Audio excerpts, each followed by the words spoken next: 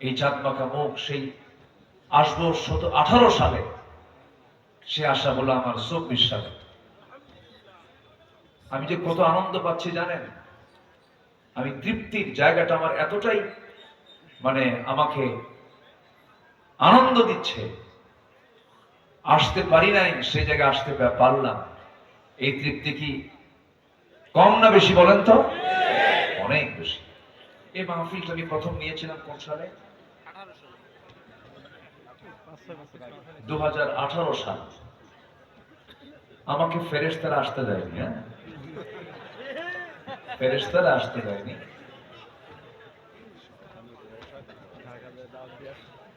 আমার ভাইজান ঢাকাতে গিয়েছিলেন, আমাকে সেখানে কনফার্ম করে এসেছিলেন। পরে বললেন, হুজুর কিরামুল কাতিবিনরা খুব ডিস্টার্ব করতেছে, আপনাকে আসতে দিচ্ছে না। তো যাই হোক, সবারই কম বেশি তো জানা হয়েই গেছে কি প্রেক্ষাপট, জাতির সামনে ইতিহাস প্র্যাকটিক্যাল হয়ে আছে। আল্লাহ যে ফেরাউনের পতন ঘটিয়েছেন আমরা ইতিহাসে পড়েছি, শুনেছি, আর নব্য ফেরাউনের যে পতন হলো এটা আমাদের চোখের সামনে দেখলাম, ঠিক কিনা? ফেরাউন পৃথিবীতে ক্ষমতায় ছিল হলো, তার হায়াত ছিল হলো 1600 বছর, আর এরা ছিল হলো 16 বছর। সংখ্যার মিল যে এরকম হলো কেমনে বুঝলাম না। সংখ্যার মিল আছে না, সংখ্যারও কিন্তু মিল আছে। যারা মাইক ম্যান, ইকো অত দেওয়ার দরকার নেই, শুধু সাউন্ডটাকে সুন্দর করলে হবে, ইকো দরকার নেই, আওয়াজটা বাড়ায় দেবে। সম্মানিত ভাইয়েরা, আমরা সুন্দর একটি অনুকূল পরিবেশ পেয়েছি। আল্লাহ পাক আমাদেরকে একটা পরিবেশ দিয়েছেন, কিন্তু এটাকে ধরে রাখার দরকার আছে না নাই বলেন তো? আসতে বলবেন না, আছে না নাই?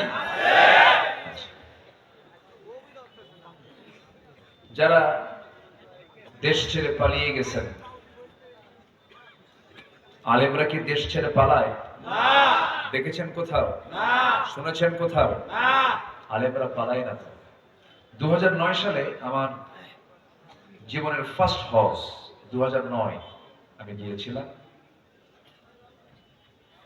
কিংবদন্তি শহীদ আল্লামা দেলোয়ার হোসেন সাইদি রাহিমাহুল্লাহর জীবনের শেষ হজ হলো 2009। এই 2009 সালে আল্লাহ পাক আরাফার ময়দানে, একই বছর তো আমার ফার্স্ট হজ, ওনার লাস্ট হজ। তো ওনাকে বলা হলো যে হুজুর আপনি দেশে ফিরবেন না, দেশে ফিরলে মামলা চলছে, ট্রাইব্যুনাল গঠন হচ্ছে, যে কোনো মুহূর্তে আপনাকে তারা গ্রেফতার করে ফেলবে, আপনি দেশের মাটিতে এখন না যাওয়াই ভালো, আপনি সৌদিতেই থেকে যান, আপনি এখানে রাজনৈতিক আশ্রয় পেয়ে যাবেন। উনি বললেন, আমার দল, আমার কর্মী, আমার দেশের নাগরিক জিম্মি হয়ে থাকবে, আর সাইদি বিদেশে পালায়া থাকবে, এমন চরিত্র রাসূল আমাদেরকে শেখান নাই।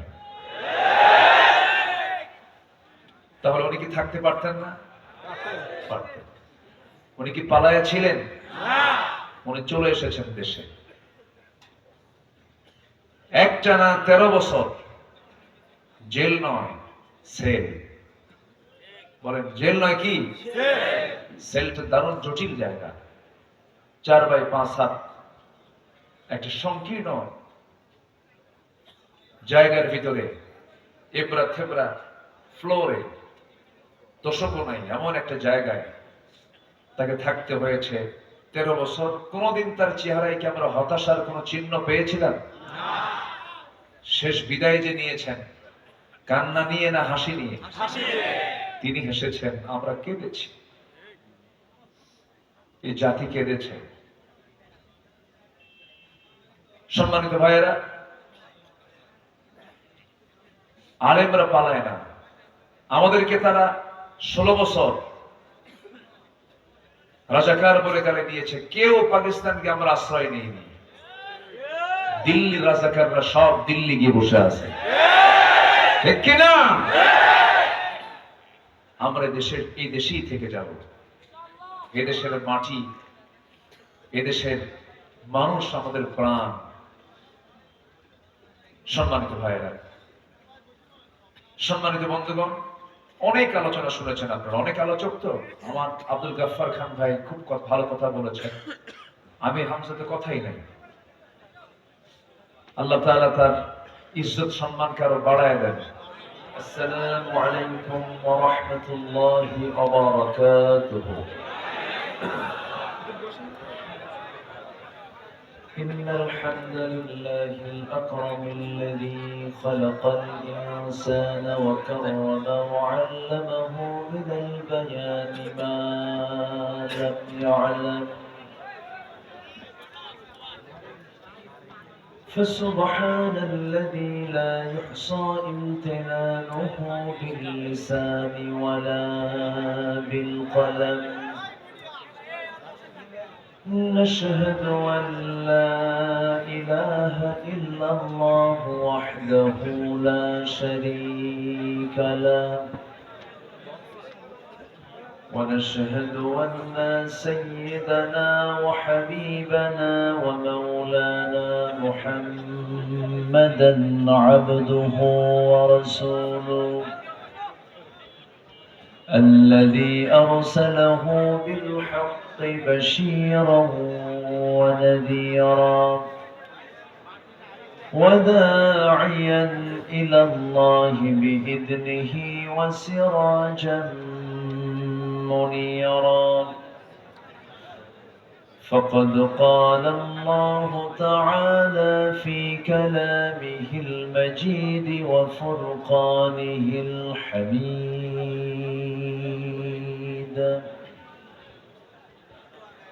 أعوذ بالله من الشيطان الرجيم.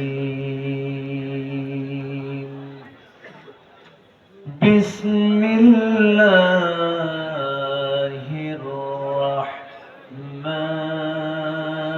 الرحمن الرحيم. إن الله وملائكته يصلون على النبي يا أيها الذين آمنوا صلوا عليه وسلموا تسليما. اللهم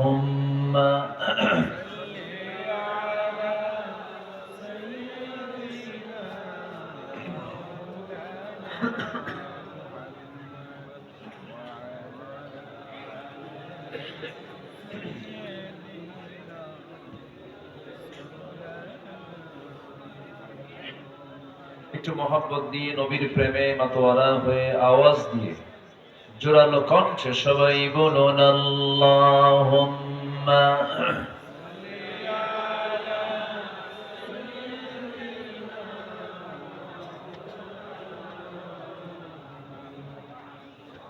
وعلى آل سيدنا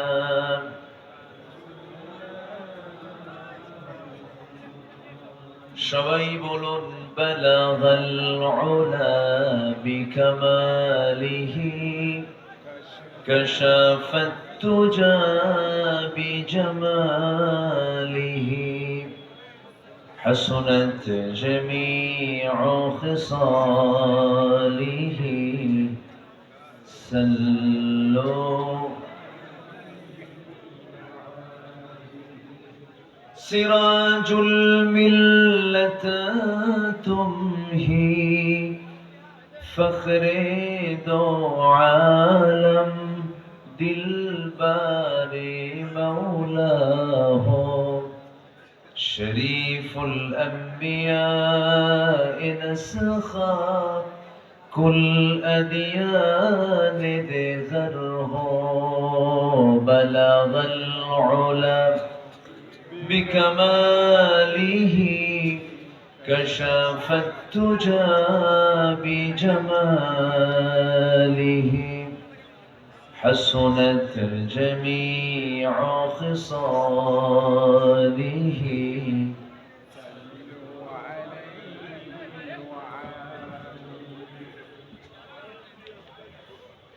আমি কোরআনের সুর মাঝে শুনেছি যে নাম আজানের সুর মাঝেও শুনেছি সে নাম ও নাম শুনেছি আমি আমার হৃদয় হে রাসূল নবীজি তোমায়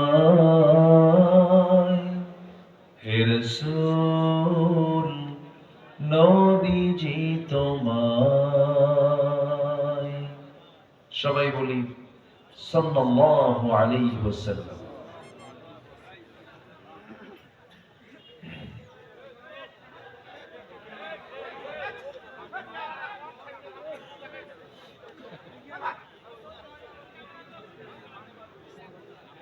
পাবনা জেলার ফরিদপুর উপজেলার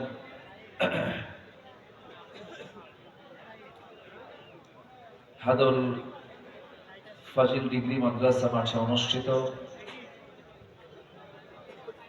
মাহফিল ইন্তেজামে কমিটি কর্তৃক আয়োজিত আজকের এই বিরাট ইসলামী জালসা 2024 মহৎ আয়োজনের সম্মানিত সুযোগ্য সভাপতি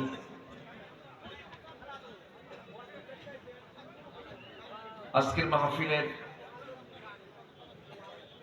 বরেণ্য প্রধান অতিথি জনাব শরীফ আহমেদ,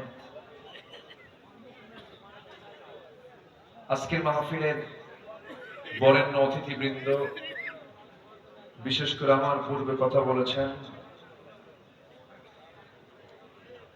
ইসলামী আন্দোলনের বলিষ্ঠ কণ্ঠস্বর মাওলানা আব্দুল গফফার খান, কথা বলেছেন মাওলানা সাদিকুর রহমান আল আজহারি, কথা বলেছেন নন্দিত আলেমে দ্বীন, প্রথিত যশা আলেমে দ্বীন, আমার স্নেহধন্য অনুজ মুফতি আমির হামজা হাফিজাহুল্লাহ, অত্র প্রতিষ্ঠানের সম্মানিত প্রিন্সিপাল মহোদয় সহ আজকের মাহফিলের প্রধান আকর্ষণ দূরে ও কাছের বিভিন্ন স্থান থেকে ছুটে আসা কালিমার ঝান্ডাবাহী, তাওহীদের পতাকাবাহী, দ্বীন ইসলামের নরসারদুল বীর মুজাহিদ, প্রাণ প্রিয় সম্মানিত দ্বীনি ভাইরা, আড়ালে বসে আছেন শ্রদ্ধেয়া সম্মানিতা মা বোনেরা। আলোচনার সূচনায় আনুষ্ঠানিকতার মধ্য দিয়ে আমার পক্ষ থেকে আবারও প্রাণ খোলা, হৃদয় নিংড়ানো, দিল উজাড় করানো সালাম, আসসালামু আলাইকুম ওয়া রাহমাতুল্লাহি ওয়া বারাকাতুহু। সবাই কেমন আছেন? আমাকে প্রশ্ন করলেন, আল্লাহ তাআলা আমাকে আপনার মতোই আপনার কাতারেই রেখেছেন, বলি আলহামদুলিল্লাহ। এত রাতে আপনারা যে বসে আছেন, এটা তো মহান রব্বে করিমের খাস মেহেরবানি। এটা এমন একটা রাত, একদম মানুষ যে সময় গভীর ঘুমে মগ্ন থাকে, এই গভীর রাতে যিনি আমাকে আপনাকে কবুল করে নিয়েছেন, যিনি আমাকে আপনাকে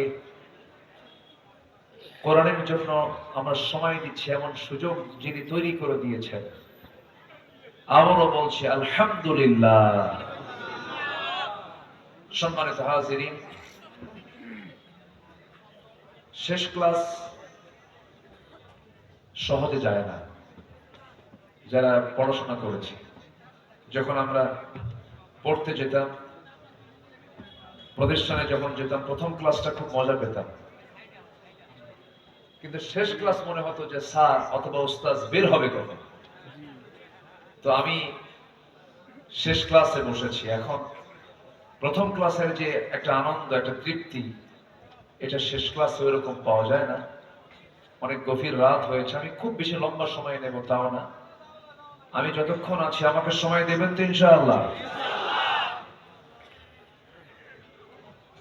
আল্লাহ পাক আমাকে আপনাকে কবুল করুন, জোরে বলি আল্লাহুম্মা আমিন। এই মাহফিলটা আমি প্রথম নিয়েছিলাম কোন সালে? 2018 সাল। আমাকে ফেরেশতারা আসতে দেয়নি, হ্যাঁ, ফেরেশতারা আসতে দেয়নি।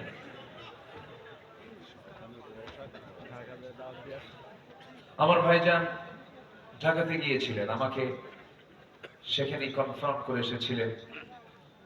পরে বললেন, হুজুর কিরামুল কাতিবিনরা খুব ডিস্টার্ব করতেছে, আপনাকে আসতে দিচ্ছে না।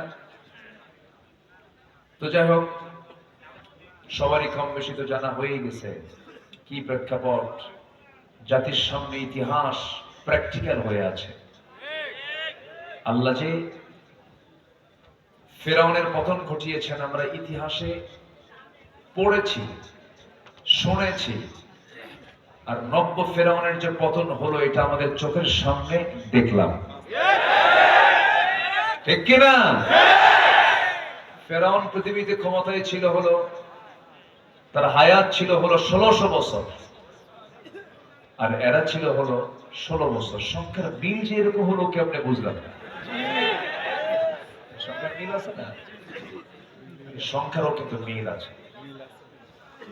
যারা মাইক ম্যান, ইকো অত দেওয়ার দরকার নেই, শুধু সাউন্ডটাকে সুন্দর করলে হবে, ইকো দরকার নেই, আওয়াজটা বাড়ায় দেবে। সম্মানিত ভাইয়েরা, আমরা সুন্দর একটি অনুকূল পরিবেশ পেয়েছি। আল্লাহ পাক আমাদেরকে একটা পরিবেশ দিয়েছেন, কিন্তু এটাকে ধরে রাখার দরকার আছে না নাই বলেন তো? আসতে বলবেন না, আছে না নাই? যারা দেশ ছেড়ে পালিয়ে গেছেন, আলেমরা কি দেশ ছেড়ে পালায়? দেখেছেন কোথাও? শুনেছেন কোথাও? আলেমরা পালায় না। 2009 সালে আমার জীবনের ফার্স্ট হজ, 2009 আমি গিয়েছিলাম। কিংবদন্তি শহীদ আল্লামা দেলোয়ার হোসেন সাইদি রাহিমাহুল্লাহর জীবনের শেষ হজ হলো 2009। এই 2009 সালে আল্লাহ পাক আরাফার ময়দানে, একই বছর তো আমার ফার্স্ট হজ, ওনার লাস্ট হজ। তো ওনাকে বলা হলো যে হুজুর আপনি দেশে ফিরবেন না, দেশে ফিরলে মামলা চলছে, ট্রাইব্যুনাল গঠন হচ্ছে, যে কোনো মুহূর্তে আপনাকে তারা গ্রেফতার করে ফেলবে, আপনি দেশের মাটিতে এখন না যাওয়াই ভালো, আপনি সৌদিতেই থেকে যান, আপনি এখানে রাজনৈতিক আশ্রয় পেয়ে যাবেন। উনি বললেন, আমার দল, আমার কর্মী, আমার দেশের নাগরিক জিম্মি হয়ে থাকবে, আর সাইদি বিদেশে পালায় থাকবে, এমন চরিত্র রাসূল আমাদেরকে শেখান নাই। তাহলে উনি কি থাকতে পারতেন না? পারতেন। উনি কি পালায়া ছিলেন? উনি চলে এসেছেন দেশে। একটানা 13 বছর জেল নয়, সেল। বলেন জেল নয় কি? সেলটা দারুণ জটিল জায়গা, 4x5 হাত একটা সংকীর্ণ জায়গার ভিতরে, এবড়া থেবড়া ফ্লোরে, দোষকও নাই এমন একটা জায়গায় তাকে থাকতে হয়েছে 13 বছর। কোনদিন তার চেহারায় কি আমরা হতাশার কোন চিহ্ন পেয়েছিলাম? শেষ বিদায় যে নিয়েছেন, কান্না নিয়ে না হাসি নিয়ে? তিনি হেসেছেন, আমরা কেঁদেছি,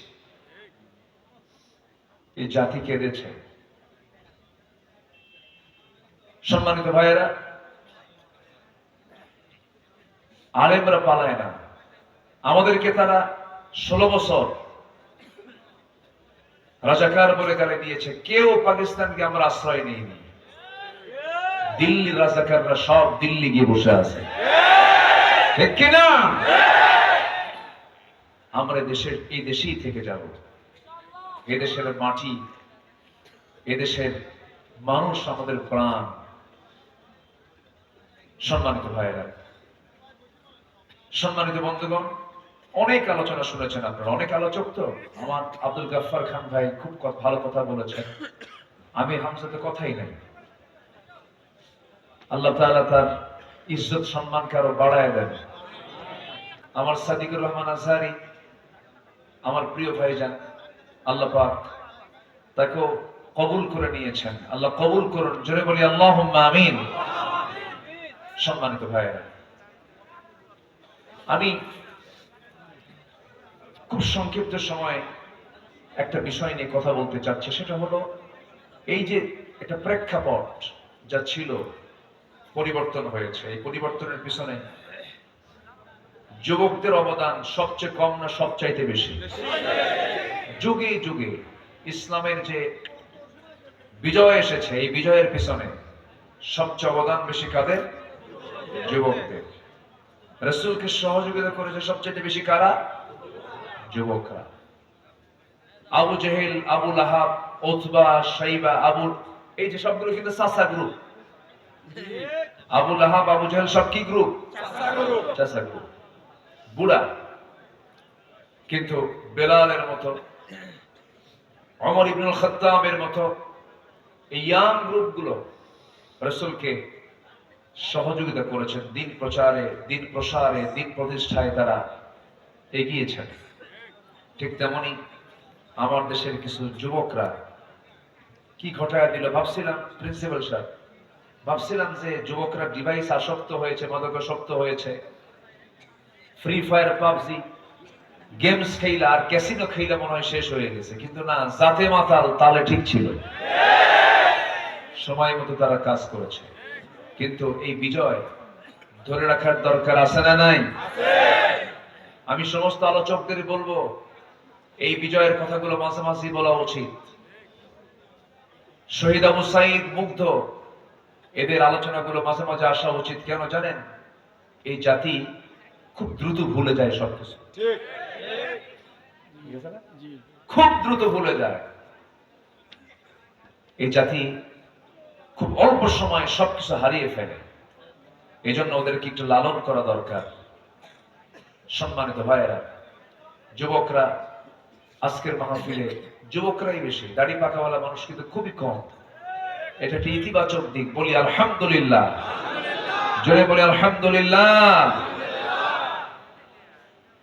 যুবকদেরকে সাহায্য করেছেন তিনি কে? আল্লাহ। যুবকরা কি ভীরু ছিল না সাহসী ছিল? সাহসী ছিল। আল্লাহ তাআলা তাদের ভিতরে সাহস ঢুকিয়ে দিয়েছেন। আল্লাহ রাব্বুল আলামিন কোন কাজের যখন কোন সিদ্ধান্ত নিয়ে নেন, শুধু তিনি বলেন ইন্নামা আমরুহু ইযা আরাদা শাইআন আন ইয়াকুলা লাহু কুন ফায়াকুন। জোরে বলুন আল্লাহু আকবার। যখন তিনি কোন কাজের সিদ্ধান্ত নেন, শুধু বলে ফেলেন কুন, সঙ্গে সঙ্গে তা হয়ে যায়। জোরে বলি সুবহানাল্লাহ। কত বড় মহাপরাক্রমশালী তিনি, তার ক্ষমতা, তার রাজত্ব কত বড়।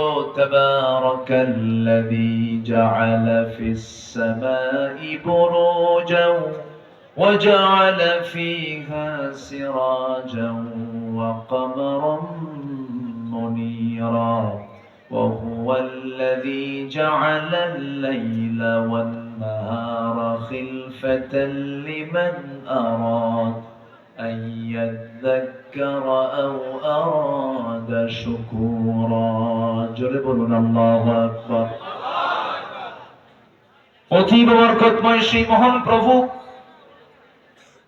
যিনি আকাশে বুরুজ সেট করেছেন, তাতে রেখে দিয়েছেন প্রদীপ্ত সূর্য, আলোকিত চাঁদ রেখে দিয়েছেন। আমার আল্লাহ তার নিজের পরিচয় দিয়েছেন, কত আগে সায়েন্স দিয়ে পরিচয় দিয়েছেন, সায়েন্সের তথ্য দিয়ে পরিচয় দিয়েছেন। এবং প্রথম যে ওহীটা নাযিল হয়েছে সেই ওহীর মধ্যে সেই প্রথম তেলাওয়াতকৃত যে আয়াতগুলো নাযিল হয়েছে, আমরা যা পেয়েছি প্রথম 5টা আয়াতের মধ্যে দ্বিতীয় আয়াতটা ছিল সায়েন্সের আয়াত। জোরে বলি সুবহানাল্লাহ। কোরআনের সাথে সায়েন্সের বিশাল মিল আছে। সায়েন্স যা বলেছে যদি অ্যাকুরেট বলে থাকে, কোরআন তাই বলে দিয়েছে। জোরে বলি সুবহানাল্লাহ। প্রথম যে ওহীটা নাযিল হয়েছে, যারা পারেন ঠোঁট মিলিয়ে বলুন ইকরা বিসমি রাব্বিকাল্লাযী খালাক খালাকাল ইনসানা মিন আলাক। এই যে আলাক শব্দটা, এটাই সায়েন্সের একটা তথ্য। এখানে এমব্রায়োলজি নিয়ে আল্লাহ রাব্বুল আলামিন কথা বলেছেন, ভ্রূণ তথ্য নিয়ে কথা বলেছেন। আবার নিজের পরিচয় দিতে নিয়ে সূরা ফুরকানে বলছেন আলোকিত চাঁদ এবং প্রদীপ্ত সূর্য, অর্থাৎ সূর্যের নিজস্ব আলো আছে, চাঁদের নিজস্ব কোনো আলো নাই। এটা বিজ্ঞান প্রমাণ করে নাই, বিজ্ঞান কোরআন থেকে ধার নিয়েছে। জোরে বলি সুবহানাল্লাহ। গোটা পৃথিবীর এখন একটা আলোচিত, সবাই কম বেশি জানেন যারা স্টাডি করেন, এই পৃথিবী নিয়ে একটা গবেষণা আছে। সেটা হলো এই যে আমরা বসে আছি এই জমিনে, আমরা এই জমিন এবং আকাশ এর মাঝে একটা মহাশূন্য লক্ষ্য করছি, বিশাল ফাঁকা। এই মহাশূন্য ছিল না, এটা জিরো ছিল। এই মহাশূন্যতা একসময় ছিল না। আকাশ এবং জমিনটা ছিল একসঙ্গে লাগানো, একসঙ্গে কি লাগানো ছিল। বিজ্ঞান বলতেছে প্রচন্ড একটা ধাক্কার মধ্য দিয়ে এই মহাশূন্যের সৃষ্টি হয়েছে। এই ধাক্কা, এই থিওরিকে তারা নাম দিয়েছেন বিগ ব্যাং। কি বিগ ব্যাং থিওরি। অথচ এই বিগ ব্যাং থিওরি হালে আসলো আর আমার আল্লাহ কত আগে বললেন।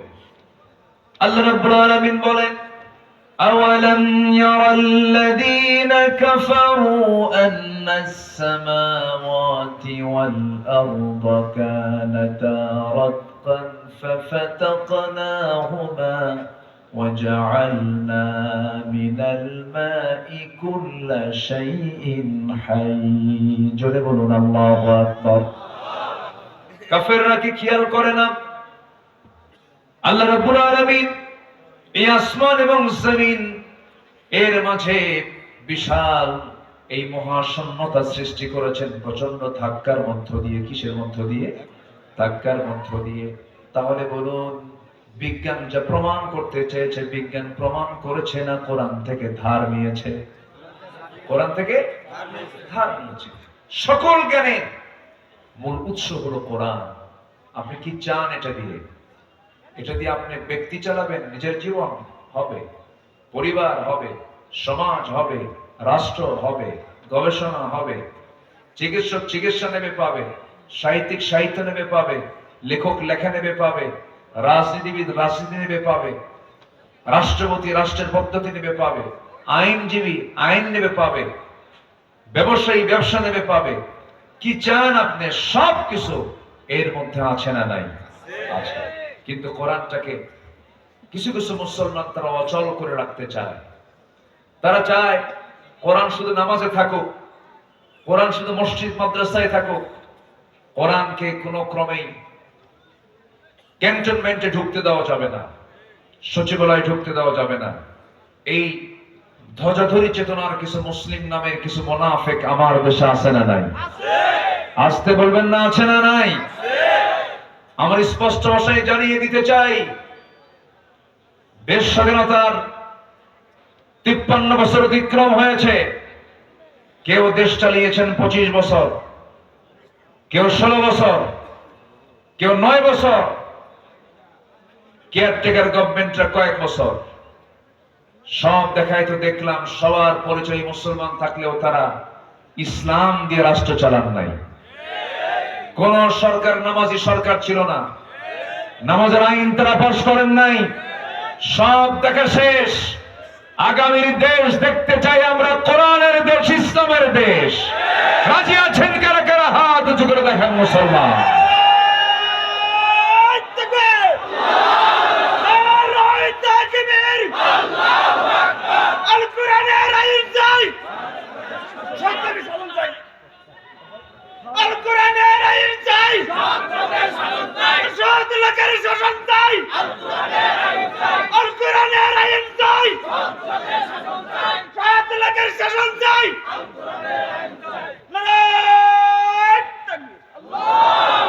আল্লাহ কবুল করুন, জোরে বলে আমিন। আরো জোরে আমিন। কষ্ট পাচ্ছেন? অসুবিধা? অসুবিধার আর কি আছে? বহু কিছু মারিয়ে এসেছি আমরা। এই 16 বছর জেলখানায় সাধারণ মানুষ বেশি ছিল না, আলেম ওলামা বেশি ছিল? দেশকে আলেমরা চালাইছে? দেশের টাকাগুলো পাচার করলো কারা, আর জেল খাটলো কারা?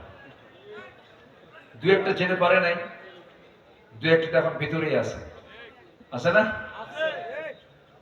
বছর 2 আগে আমার নামেও তালিকা করেছিল এক বেয়াদব বিচারপতি শামসুদ্দিন, কি জানো,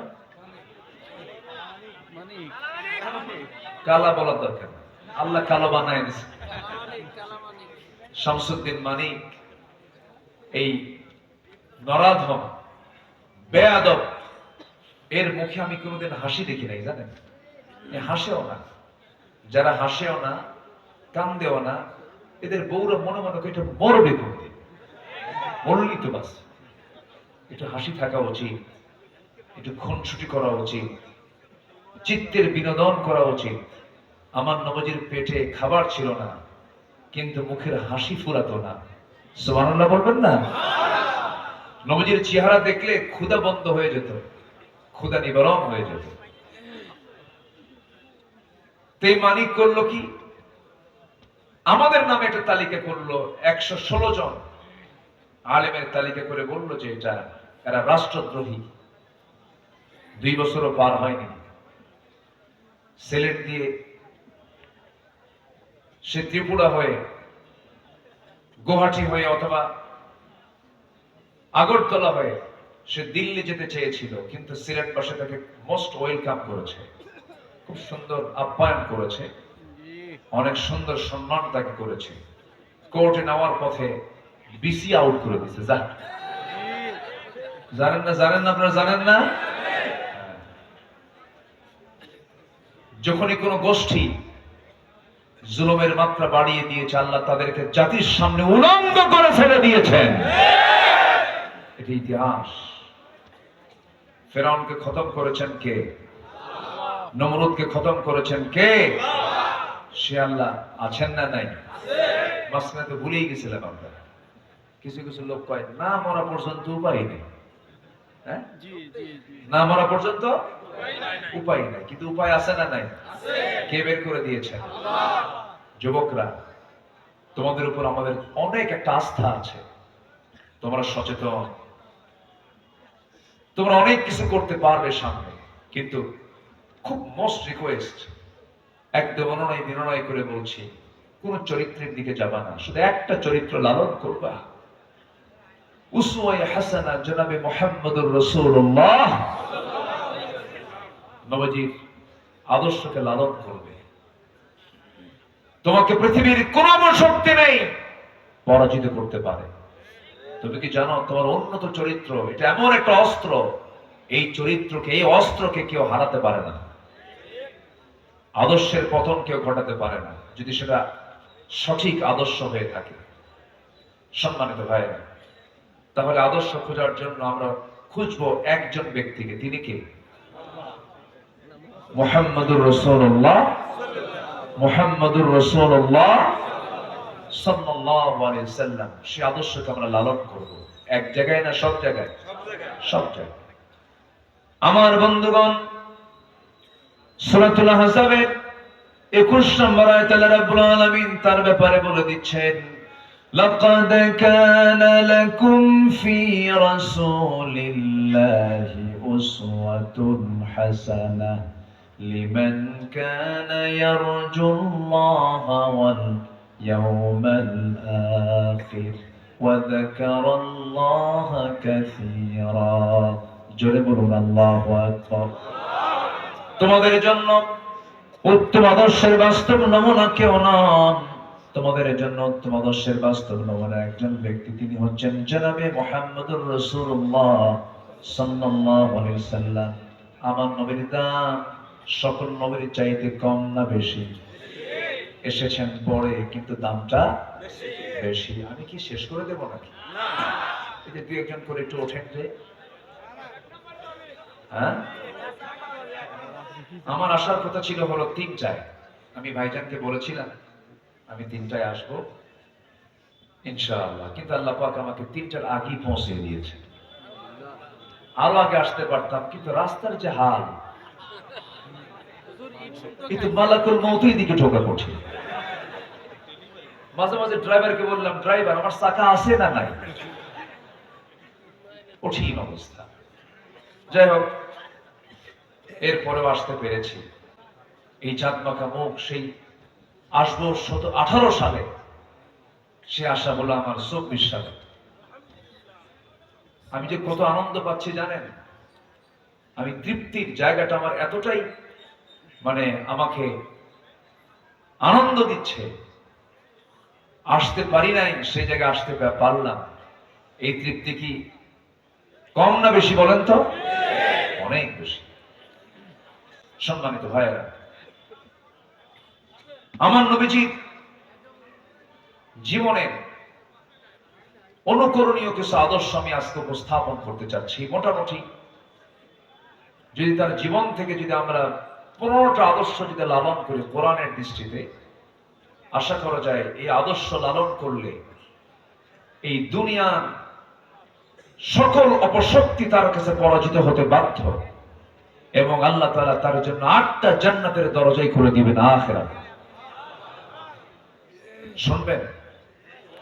আগ্রহ আছে? বারবার কেন বলছি জানেন? আমিও ক্লান্ত মনে হচ্ছে। 3টাতে মানুষের শরীর না, সবাইকে কষ্ট দিচ্ছি আমরা, এবং এত রাতে এই মাহফিলের প্রচলন আছে বলে আপনারা আছেন, এবং আপনারা কোরআনকে ভালোবাসেন, দ্বীনকে ভালোবাসেন, এই জন্যই বসে আছেন। আলহামদুলিল্লাহ বলে। হাদল পাবনা জেলার একটি ঐতিহ্যবাহী মাহফিল। হাদলকে চেনে না, কিন্তু পাবনায় বাড়ি, ওর পাবনায় থাকাই জায়েজ নাই। কি কথা বলছেন আপনি? ওর পাবনা থাকায় জায়েজ নাই।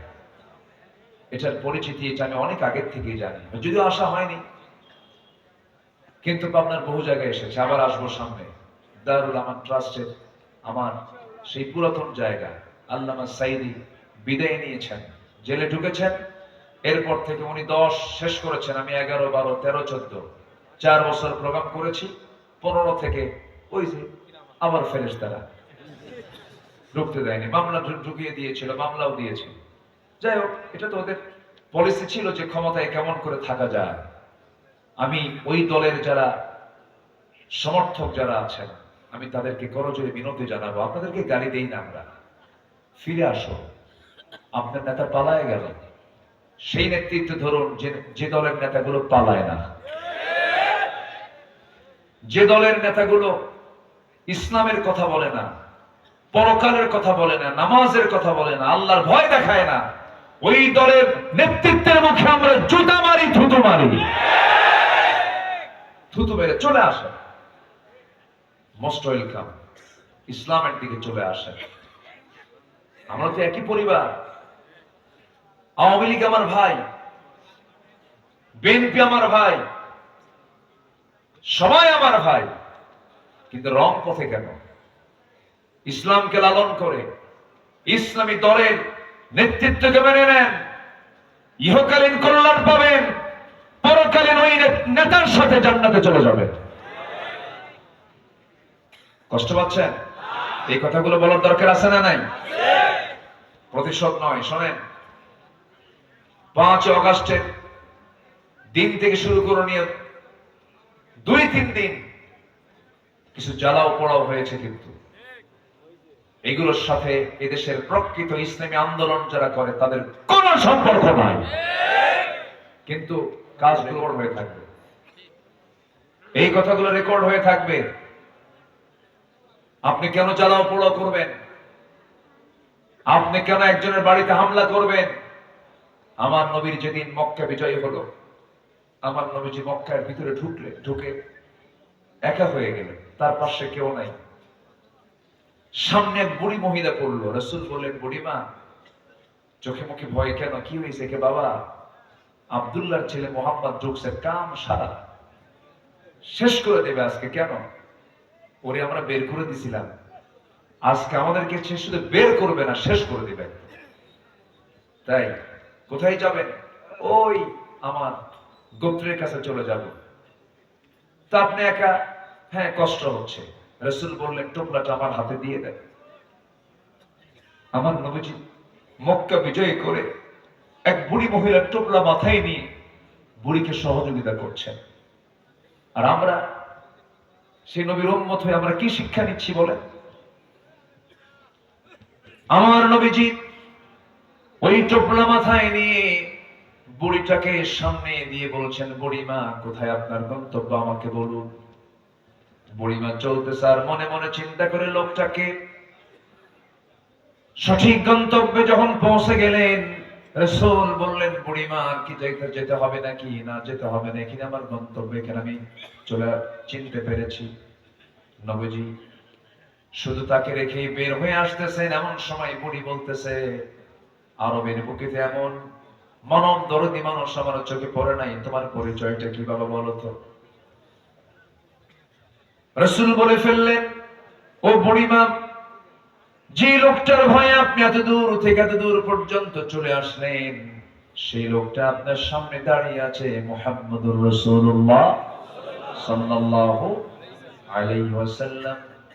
বুড়িমার বুঝতে দেরি হলো না, বুড়িমা বলে ফেললো, আশহাদু আল্লা ইলাহা ইল্লাল্লাহ।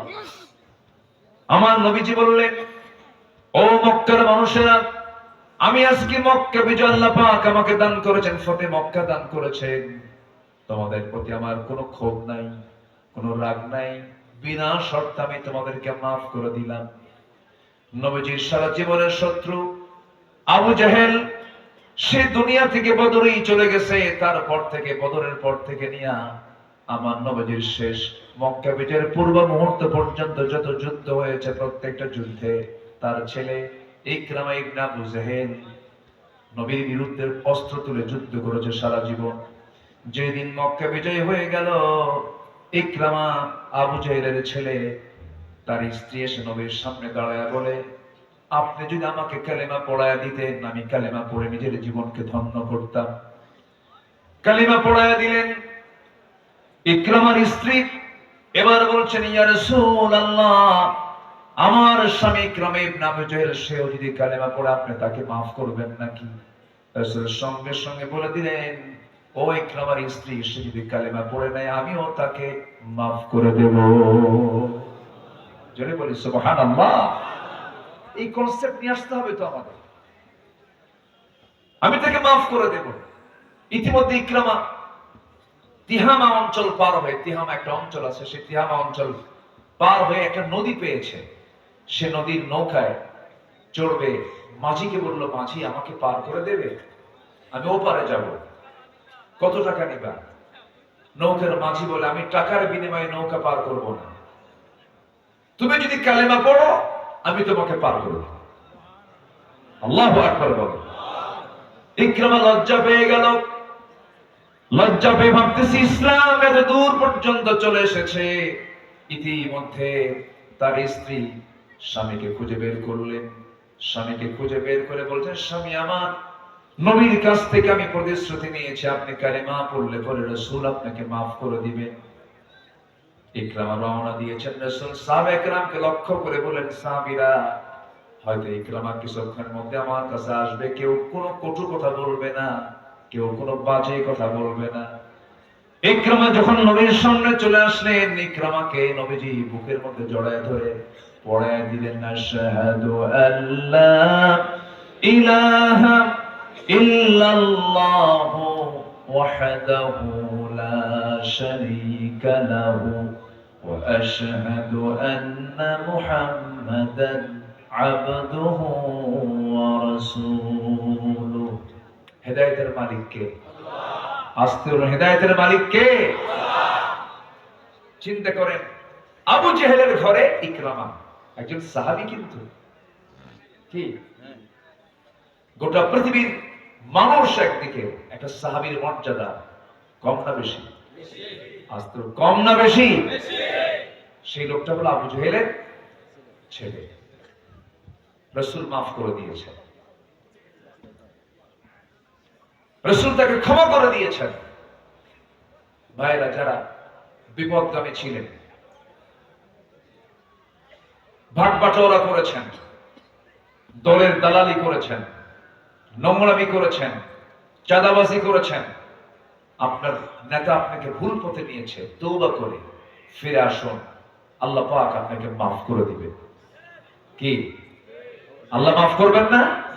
মাফ করবেন কিনা বলেন? মাফ করবেন। সম্মানিত ভাইরা, আমার রাসূল যা শিখিয়েছেন আমরা তাই তো শিখব। মানুষকে দাওয়াত দিতে হবে রাগ কইরা না মহব্বতের সাথে? মহব্বতের সাথে।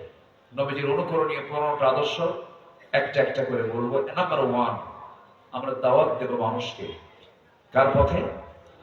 আল্লাহর পথে। রাসূল দাওয়াত দিয়েছেন, আল্লাহ তাআলা তার রাসূলকে স্পেশালি এক বচন শব্দ প্রয়োগ করে বলেছেন। এখানে আলেম ওলামা আছেন, আমরের সিগা। আল্লাহ রাব্বুল আলামিন বলছেন, উদউ ইলা সাবিলি রাব্বিকা বিল হিকমাতি ওয়াল মাউইযাতিল হাসানাহ ওয়াজাদিলহুম বিল্লাতী হিয়া আহসান ইন্না রাব্বাকা হুয়া আ'লামু বিমান দাল্লা আন সাবিলিহি ওয়া হুয়া আ'লামু বিল মুহতাদিন। জোরে বলুন আল্লাহু আকবার। হে রাসূল, আপনি মানুষকে প্রজ্ঞার সাথে দাওয়াত দিন, উত্তম নসিহতের মধ্য দিয়ে দাওয়াত দিন। তর্কে যাবেন না, সেই তর্কে যাবেন যেখানে ihsan আছে, সৌন্দর্য আছে। আমার বন্ধুগণ, আমার নবীজির সারা জীবনের যতগুলো আদর্শ আছে, এর মধ্যে 1 নাম্বার আমরা খুঁজে পেলাম। নবীজির সারা জীবনের মূল কাজটা ছিল দাওয়াত। সেই দাওয়াতের কাজে আমরা পিছে থাকবো না, এগিয়ে থাকবো। এগিয়ে থাকবো। রাসূল দাওয়াত দিয়েছেন প্রথমে বাইরে না ভিতরে? বলেন বলেন, আউটসাইড না ইনসাইড? ইনসাইড আগে দাওয়াত দিয়েছেন, ঘরের মধ্যে আগে দাওয়াত দিয়েছেন। ঘরকে আগে ঠিক করতে হবে। অনেক নামাজি আছেন, অনেক হাজি আছেন, নামাজ পড়েন, হজ করেছেন, কিন্তু বউ নামাজ পড়ে না। বউ ডিস্কো টাইপের, কি সাইজের? ডিস্কো সাইজের, পর্দা বোঝে না, 3 পিস পরে ঘুরে বেড়ায়, চুলটা খুলে ঘুরে বেড়ায়, এরকম বউ আছে না? আবার কিছু কিছু স্বামী আছে, বউটা যদি সুন্দর হয়, সুন্দর বউকে পরপুরুষকে দেখাতে খুব মজা পায়। আছে এরকম কিছু পুরুষ আছে না? আসছে কোনো বন্ধু আসছে, বউটাকে বলে, এই সুইটি এদিকে আসো তো, একটু চা খাওয়াও তো। বউটাকে ডিসপ্লে করে। বউটাকে কি করে? ডিসপ্লে করে। আবার মাঝে মাঝে হোন্ডায় তোলে। কোথায় তোলে? হোন্ডায়। নরমাল কোনো হোন্ডা না, R15 লেটেস্ট ভার্সন, যার প্যাসেঞ্জার সিট হলো 3 তলা আর ড্রাইভিং সিট হলো আন্ডারগ্রাউন্ড। দেখেন না কিছু কিছু হোন্ডা? ড্রাইভার কই দেখাই যায় না, ড্রাইভার ওই ট্রাঙ্কের তলে থাকে। ড্রাইভার কিসের তলে থাকে? মানে কি যে রুচি, রুচিরও তো একটা বিষয় আছে। তো ট্যাঙ্কের তলে থাকে, ও দেখা যায় না, কিন্তু বউটা আছে ওর একদম 3 তলায়। বউটাকে বলে সাজো, যেমন খুশি সাজছে, মাথার চুল ছেড়ে দিয়া, লাল লিপস্টিক দিয়া, টকটকে লাল শাড়ি গায়ে লাগায় অর্ধলগ্ন হয়ে পিছনের হোন্ডার পিছনের সিটে উঠলো। স্বামী তো আন্ডারগ্রাউন্ডে আছে। হোন্ডার মেকারকে বলল, যে হুন্ডার আওয়াজে তো জাতি আমারে দেখবে না, তুই পাইপ খুলে ফেল। পাইপ আছে না? পাইপ যেদিক দিয়ে ধোঁয়া বের হবে, সিলিন্ডার, হ্যাঁ, তো খুলে ফেল। খুলে ফেলছে। এখন হুন্ডা না, এখন হয়ে গেছে হেলিকপ্টার। দিল একখান টান, ডেমরা টু ফরিদপুর, ঠিক আছে না? বাগাবাড়ি টু ফরিদপুর, এক টানে রাস্তার ডানে বামে যা আছে সব দেখে নিল। নিয়ে যাচ্ছি আমার, কি কথা বোঝেন নাই? নিয়ে যাচ্ছি আমার। দেখো, সন্ধ্যার আগ দিয়ে নদীর কিনারে বউটাকে বললো যে, বউ এখানে একটু বসো তো। বসায় দিল। 16 Pro Max আইফোন, একটা মোবাইল দিয়ে একদম লেটেস্ট ভার্সন, ছবি একখান তুলে এটাকে ফিল্টারিং করে সুন্দর করে ফেসবুকে আপলোড করে টাইটেল লিখলো, প্রিয় ভাইরা আসো, আমার বউটাকে সবাই মিলে জামাতের সাথে দেখি। জোরে বলুন নাউযুবিল্লাহ, জোরে বলুন নাউযুবিল্লাহ। এরকম দুশ্চরিত্র কিছু যুবক লম্পট আছে না নাই? আসতে বলবেন না, আছে না নাই? বাড়িতে দাওয়াত দেন, লজ্জা শরম থাকা দরকার। তো নিজের বউ আপনি মানুষকে দেখান, এটা কেমন কথা? নিজের বউকে দেখানো যাবে না। নিজের স্ত্রী নিজের জন্য, তার সকল সৌন্দর্য আপনার জন্য জায়েজ। বউটাকে সুন্দর করে বোঝাবেন। আপনি নিজে 5 ওয়াক্ত নামাজ পড়বেন, বউ যদি নামাজ না পড়ে সুন্দর করে বুঝায় বলবেন, বউ আমার, দুনিয়াতে আমার যৌবন তোমার মাঝে দিয়েছি, তোমার যৌবন আমার মাঝে তুমি দিয়েছো। হুন্না লিবাসুল লাকুম ওয়া আনতুম লিবাসুল লাহুন্না। কিন্তু আমরা শুধু দুনিয়াতে এই সম্পর্ক রাখতে চাই না, আমাদের এই সম্পর্ক জান্নাত পর্যন্ত গড়াতে চাই। আসো নামাজ পড়ি, তাহাজ্জুদের সময় হয়ে গেছে। তুমি পিছনে দাঁড়াও, আমি সামনে দাঁড়াই। কোন স্বামী স্ত্রী যদি তাহাজ্জুদ নামাজ যদি রেগুলার নিয়মিত পড়তে পারে, আল্লাহর কসম করে বলি, ওই পরিবারেই হাসান বসরি, রাবিয়া বসরির জন্ম হবে। পরিবারের ভিত্তিটা একটা মজবুত ভিত্তি, কিন্তু আজকে পরিবারগুলো ধ্বংস হয়ে যাচ্ছে। ইসলাম নাই। বউ যদি নামাজ না পড়ে কি করবেন বলেন তো? বলেন, জবাব দেন, কি করবেন? একজনকে মারবো, কিন্তু মার্ডার কেস দেখতেছি। যে কইছে মারবো হয়তো বিয়ে করে নাই। বউকে মারা এত সস্তা? এতই সস্তা ভাবছেন বউকে মারা? বলেন তো, স্বামী বড় না বউ বড়? চেয়ারম্যান বড় না চেয়ারম্যানের বউ বড়? হ্যাঁ হ্যাঁ, বউ মারাত্মক পথ, এটা বিশাল বড় পোস্ট। কিন্তু আপনি যত বড় হুজুর হন না কেন, বউয়ের কাছে হুজুরগিরি খাটে না। তুমি কত বড় হুজুর আমার জানা আছে, থাম তোমার কথা, বসো। এক ধমক মেরে বসে দেবে প্রিন্সিপাল সাহেব। না, আমি একটু মজা করে বললাম। আমারটাও কবে, আপনারটাও কবে। আল্লাহ তাআলা মেয়েদের এই জাতীয় নেচার দিয়েছেন। তো আল্লাহ তাআলা তাদের জ্ঞানের পরিমাণটা বেশি দিয়েছেন না কমায় দিয়েছেন? দ্বীনের নোকসান, ইলমের নোকসান।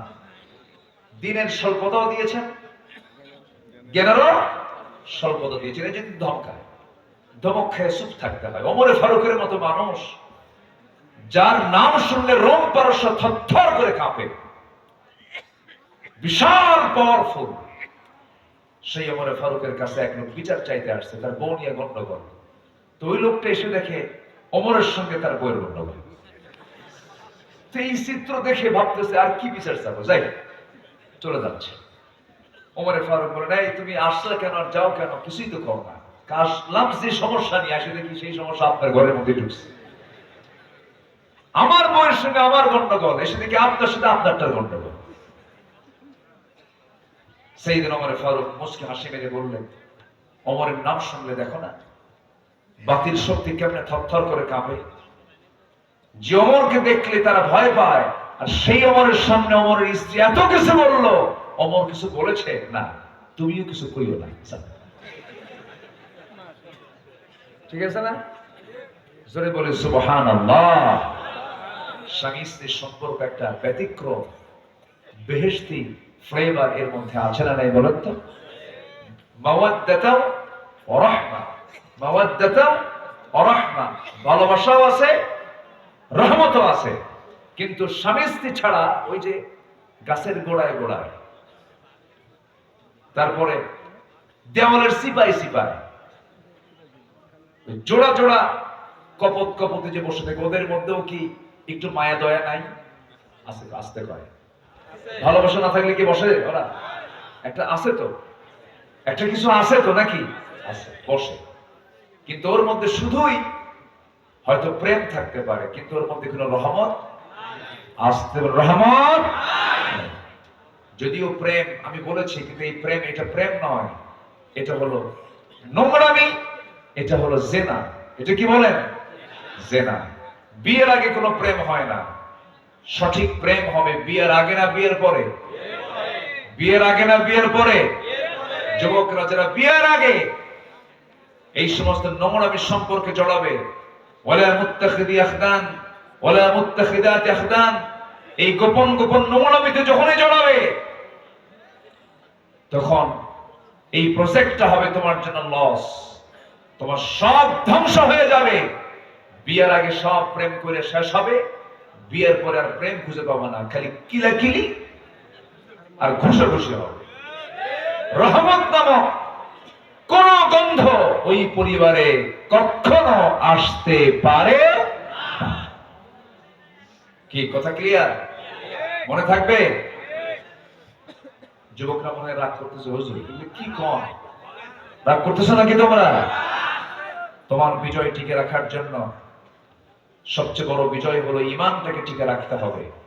ঈমান ধ্বংস করার জন্য শয়তানের কিছু ফাঁদ আছে। এর মধ্যে একটা ফাঁদ হলো তোমাকে চরিত্রহীন করে তুলবে, তোমার সামনে নারী দিয়ে দেবে, অস্থিরতা বাড়ায় দেবে। তোমাকে এই সময় খুব যত্ন সহকারে তোমার ঈমানটাকে রাখতে হবে। আমার আল্লাহ তাআলা 7 শ্রেণীকে আরশ আজিমের ছায়ায় জায়গা দিয়ে দিবেন। এর মধ্যে একটা শ্রেণী হলো রাজুলুন ইদা দাআত ইমরাতান যাতা হাসাবিন ওয়া জামালিন ইন্নী আখাফুল্লাহ। সম্ভ্রান্ত পরিবারের কোন সুন্দরী নারী যখন কোন পুরুষকে প্রেমের প্রস্তাব দিয়ে ফেলে, সেই সময় যে পুরুষটা বলবে আমি আল্লাহকে ভয় করি, আমার আল্লাহ বলছেন আমি ওই বান্দাকে আমার আরশ আজিমের ছায়ায় জায়গা করে দেব। কোন যুবককে আরশ আজিমের জায়গা দিবেন? যে অবৈধ প্রেমকে যে প্রত্যাখ্যান করে বলবে আমি আল্লাহকে ভয় করি, আল্লাহ বলছেন আমি এর জন্য আমি তোকে আরশ আজিমের ছায়ায় জায়গা দিয়ে দেব। যা, বিশাল ব্যাপার। এই চরিত্র প্রত্যেক যুবককে তৈরি করার তৌফিক দাও। জোরে বলি আল্লাহুম্মা আমিন। তাহলে আগে দাওয়াত দেব বাইরে না ভিতরে? কি কি হয়েছে? চাবি হেরে গেছে, পাওয়া গেছে। চাবি হেরে গেছে, পাওয়া গেছে। যে একটা চাবি হারানো গিয়েছে, হ্যাঁ অনেকে পাচ্ছে, খুব কষ্ট পাবে। চাবিটা যদি কারো হয়ে থাকে এখান থেকে নিয়ে যাবে, যদি কারো চাবি হারে। আবার রহিমের চাবি যেন করিম নিয়ে না নিয়ে যায়, তখন আরো বড় বড় বিপদ হয়ে যাবে। আমার দিকে তাকান। তাহলে আমরা কি সবাই দাওয়াত দেব? আগে কোথায় দাওয়াত দেব? বলেন কোথায়? বউ নামাজ না পড়লে কি করবেন? মারবেন? মারা যাবে? মারা যাবে। 4টা কারণে। কয়টা কারণে? 4টা কারণে আপনি শাসন করতে পারবেন। আমার মায়ের এখন খুব চিন্তায় পড়ে যাচ্ছে, বুঝলেন? এতক্ষণ তো লাইন ভালোই ছিল, কিন্তু আপনি এতক্ষণ তো অনুকূলই ছিল, কিন্তু আপনি তো বেলাইনে চলে গেলেন, মারার অর্ডার দিয়ে যাবেন, এটা তো কেমন কথা? তাদের কলেজে এখন পানি নাই, তারা এখন চিন্তায় আছে। দেখি তো শুনি কোন কোন কারণে মারা জায়েজ আছে। শুনবেন? শুনবেন? কিসের জন্য মারবেন? সেই জন্য 4টা কারণে স্বামী তার স্ত্রীকে শাসন করতে পারবেন। যদি কোন স্ত্রী দাওয়াত দেওয়ার পরও যদি নামাজ না পড়ে, রমজান মাসে রোজা না রাখে, স্বামীর যদি আনুগত্য না করে, বৈধ আনুগত্য না করে, ফেরাউন মার্কার স্বামী কিন্তু কথা মানা যাবে না। আমার মা, আপনার স্বামী যদি ফেরাউন মার্কা হয়, তার আনুগত্য আপনি করতে পারবেন না। নাম্বার 4 হলো, নিজের সতীত্বের যদি হেফাজত না করে, পর্দায় যদি না থাকে, এই 4টা ভুলের কারণে প্রত্যেক স্বামী তার স্ত্রীকে শাসন করতে পারবেন। ওয়াহজুরুহুন্না ফিল মাদাজি'i, বিছানা পৃথক করতে পারবেন। তাও কাম হয় না। সেই সময় এতটুকু করা যেতে পারে, তার স্ত্রীকে শাসন করার জন্য পকেটে রাখা 9 ইঞ্চি মিসওয়াক দিয়ে তাকে আঘাত করতে পারবেন। তবে কোন ক্রমেই মুখে, নাকে, কপালে, মুখের কোনো কোথাও আঘাত করা যাবে না, বুকেও আঘাত করা যাবে না। 9 ইঞ্চি মিসওয়াক দিয়ে যদি কোনো স্বামী যদি তার স্ত্রীকে মারতে যায়, এই দৃশ্য কারো চোখে পড়লে ভাববে মারতেছে না আদর করে। চান্সে ছিলেন, কোনো সুযোগ নাই। আমার মাদের কলেজে এখন পানি চলে আসছে, হুজুর আপনি খুব ভালো, আপনি মুখে মারবেন, অসম্ভব। বিশাল মানে পানিশমেন্ট আছে আপনার জন্য। স্ত্রীকে কোন ক্রমে মুখে মারা যাবে না, মুখে মারা যাবে না। মৃদু যদি আপনি আঘাত করতেও চান, তাও 9 ইঞ্চি মিসওয়াক লাগবে। এটা কি মারা না আদর করা? আদর করা। চাচা জানে কি কইল? ও আরো হাসবি। হ্যাঁ, হাসাই তো দরকার। স্বামী স্ত্রীর মধ্যে রাগারাগি দরকার না, হাসাহাসি দরকার। হাসাহাসি দরকার। বুড়ি বুড়াকে কি ভালোবাসে, আল্লাহু আকবার। বুড়া বুড়িকে কি ভালোবাসে। বুড়ি চলে গেছে মেয়ের বাড়িতে, বুড়ার রাতে ঘুম হয় না। বুড়া ধমক মেরে বলে, তুই কই, তাড়াতাড়ি আয়। বলেন তো দেহের কোনো চাহিদায়, বলেন দেহের কোনো চাহিদায় ডাকে? হৃদয়ের টান, ভালোবাসা, মোহাব্বত। এটা কে দেন? কে দেন? কে দেন? আল্লাহ দেন। বুড়ি বললে বুড়ার ঘুম শেষ হয় না, কি বল, বুড়ার কান্না শেষ হয় না। বুড়ি যখন মরে যায়, বুড়া পাগলের মতো কান্নাকাটি করে, কবরের পাশে গিয়ে চোখের পানি ফেলে ফেলে কান্দে। মরিচ পাকলে পরে ঝাল কমে না, বাড়ে। ঝাল বেড়ে যায়। স্বামী স্ত্রী যত বয়স বাড়তে থাকে, আল্লাহ পাক তাদের মাঝে মহব্বত আরো বাড়ায় বাড়ায় দেয়। যুবকরা বৈধ সম্পর্কের দিকে যাবে, নিজের স্ত্রীকে, নিজের পরিবারকে আগে দাওয়াত দেবে। নিজের বোনকে কখনো বোরকা ছাড়া বের হতে দেবে না, পর্দার মধ্যে রাখবে। তোমার পরিবারটা জান্নাতের পরিবার বানাবে। কোরআন তেলাওয়াতের প্রচলন করবে। প্রত্যেকটা দিন সকালবেলা প্রত্যেকের মুখ থেকে বের হবে আলহামদুলিল্লাহি রাব্বিল আলামিন। বলুন আলহামদুলিল্লাহি রাব্বিল আলামিন আর রাহমানির রহিম মালিকি ইয়াউমিদ্দিন। প্রত্যেকটা সদস্য যদি ফজর পরে যদি কোরআন পড়তে পারে, আল্লাহর কসম করে বলি, ওই বাড়িতে শয়তান কখনো ওয়াসওয়াসা দেওয়ার সাহস পায় না। জোরে বলি সুবহানাল্লাহ। শয়তান তাড়ানোর ঔষধ কি বলেন? বলেন বলেন বলেন। কোরআন তেলাওয়াত করা। যে ঘরে কোরআন তেলাওয়াত চলবে, সেই ঘরে কোনো প্রকার শয়তান আসর করতে পারে না। এই যে দুষ্ট জিনগুলো ডিস্টার্ব করে, দুষ্ট জিনগুলো প্রবলেম করে, মূল কারণ হলো এই ট্রিটমেন্টটা বাড়ি থেকে সব বন্ধ হয়ে গেছে। দাদির যুগের সময় দাদিরা ঘুম থেকে উঠেই তারা নামাজ পড়তেন, কোরআন তেলাওয়াত করতেন। গ্রামের মধ্যে ঢুকলে পরে গুনগুন গুনগুন করে আওয়াজটা শোনা যেত। আমি কি ভুল বলছি? গ্রামের মধ্যে ঢুকতাম, ছোট্টবেলায় দেখেছি আমার দাদিকে কোরআন পড়তেন, ফজর পড়ি, চকি বানায় রাখতেন। এখন তো চকিও নাই, জল চকি, লম্বা সাইজের জল চকিতে আমার নিজের দাদিকে দেখেছি। তাসবিহ থাকতো, কোরআন থাকতো, ওজিফা থাকতো। প্রায় 1 ঘন্টা 1.5 ঘন্টা ধরে দাদি কোরআন তেলাওয়াত করতেন, ওজিফা গুলো করতেন। আজকে ভাবির মধ্যে তার সাথে ডাবল পাওয়া যায়। ভাবিদের মধ্যে পাওয়া যায়? পাওয়া যায়। আমি একদিন দাদিকে বললাম, দাদি তোমার কি আল্লাহর নামগুলো মুখস্থ আছে নাকি? সেই সময় দাদির বয়স 75 থেকে 80 বছর। দাদিকে হারিয়েছি, মারা গেছেন বহু আগে। বললাম, দাদি তুমি যদি আল্লাহর নামগুলো মুখস্থ করো অনেক সওয়াব। ওয়ালিল্লাহিল আসমাউল হুসনা ফাদউ বিহা। আল্লাহর নাম ধরে তোমরা ডাকো, সবগুলো সুন্দর সুন্দর নাম ধরে ডাকো। আমি দাদিকে বললাম, দাদি সব নামগুলো মুখস্থ করো, যদি সব নাম ধরে ডাকো আল্লাহ বলবেন, বান্দা এমন কোন নাম নাই যে নামটা তুই ধরিস নাই, সব নাম ধরে যখন ডাকলি যা আমি তোর সমস্ত গুনাহগুলো মাফ করে দিলাম। আল্লাহর 99টা নাম মুখস্থ করা কিন্তু সহজ নয়। ওই বুড়ি মানুষ যেদিন দাদিকে বলেছি সেই দিন থেকে মুখস্থ করা শুরু করেছেন। আমাকে একদিন কাছে থেকে বলছে, নাতি এই দিকে আয়, তোর যে কথাগুলো শুনেছিলাম নাম সবগুলো নিয়ে আল্লাহকে ডাকতে হয়, সব নাম মুখস্থ করছি। দাদির পরিবারে রহমত ছিল, দাদির সময় বরকত ছিল, গোলা ভরা ধান ছিল, পুকুর ভরা মাছ ছিল, দাদা দাদির মহব্বত ছিল, বাপ মার প্রতি সম্মান ছিল, সব ছিল। কিন্তু আজকে সেই মহব্বত গুলো সব বিদায় হয়ে গেছে। মূল কারণ হলো আমরা আজকে কি ছেড়ে দিয়েছি পরিবারে বলেন?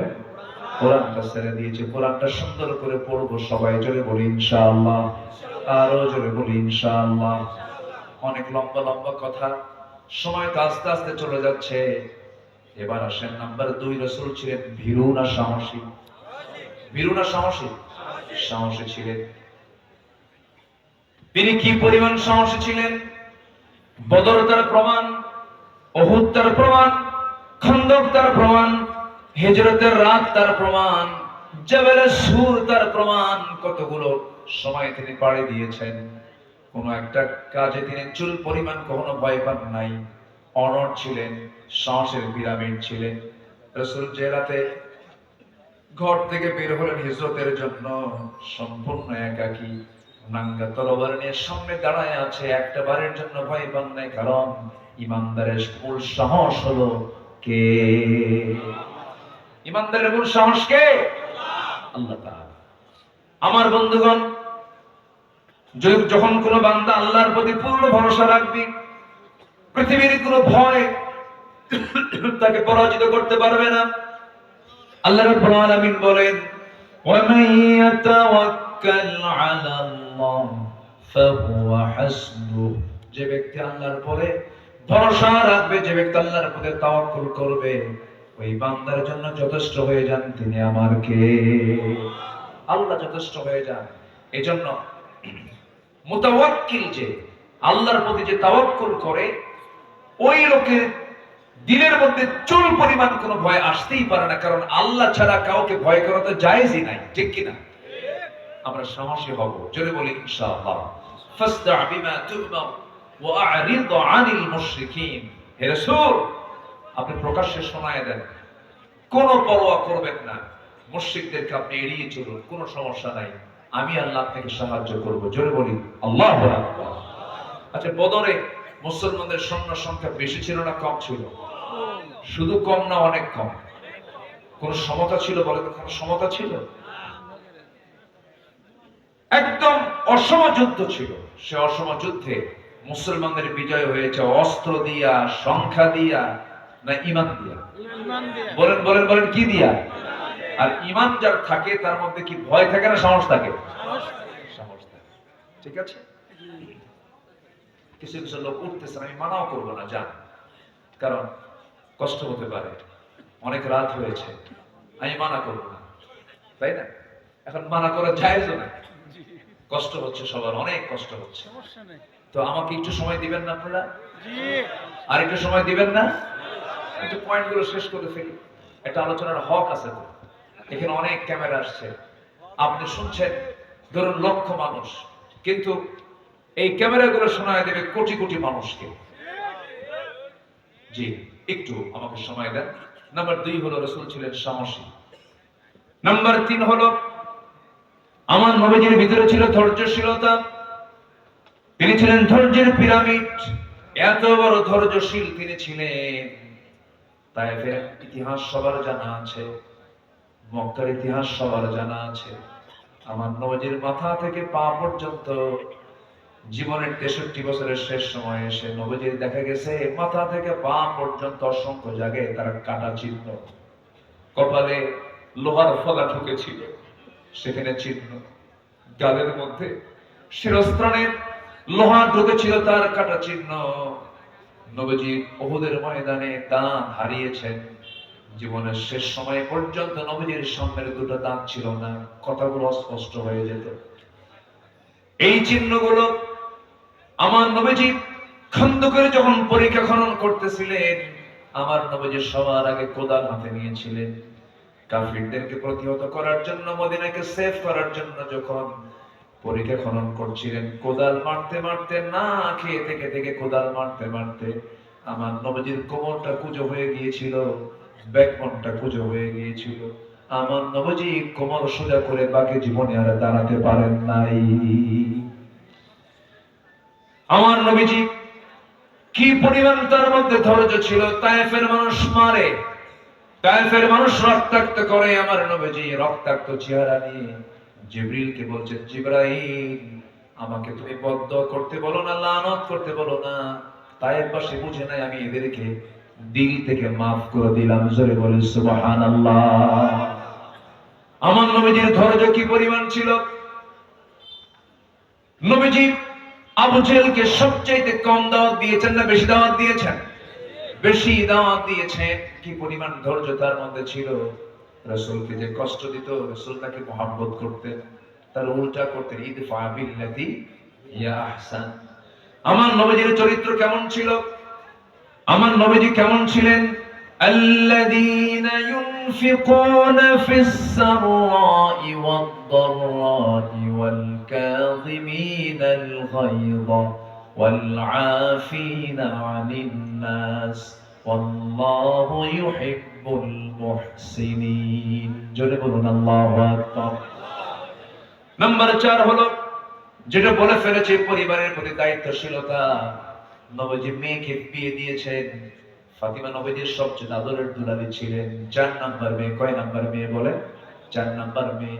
ফাতিমাকে রাসূল সব মেয়ের চাইতে বেশি একটু কাছে টানতেন, কারণ ফাতিমার স্বভাবের সাথে নবীর স্বভাবের মিল ছিল, চেহারার সঙ্গে চেহারার মিল ছিল।